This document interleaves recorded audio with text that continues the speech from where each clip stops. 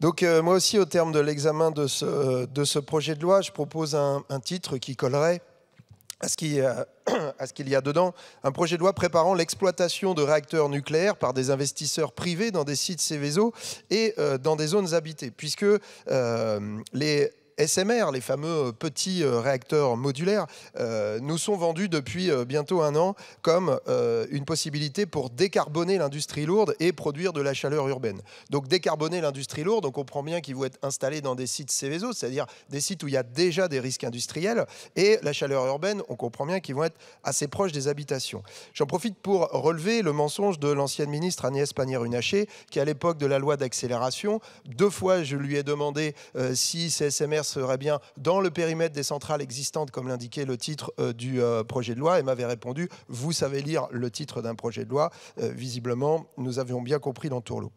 Que tout le monde comprenne bien, ces SMR, ces petits réacteurs, ils seraient exploités, et pas seulement conçus, par des startups derrière lesquelles il y a des actionnaires et qui exigent et qui attendent un retour sur investissement. Ils nous l'ont dit d'ailleurs dans les ambitions. D'ailleurs, leur sujet, c'est moins la fusion de l'IRSN et de l'ASN que l'abaissement des normes de sûreté.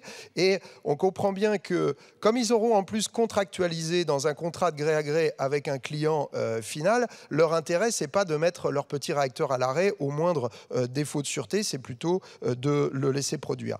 L'IRSN et la SN pourtant nous ont avertis sur les enjeux de sûreté et sécurité dans une audition qu'on avait organisée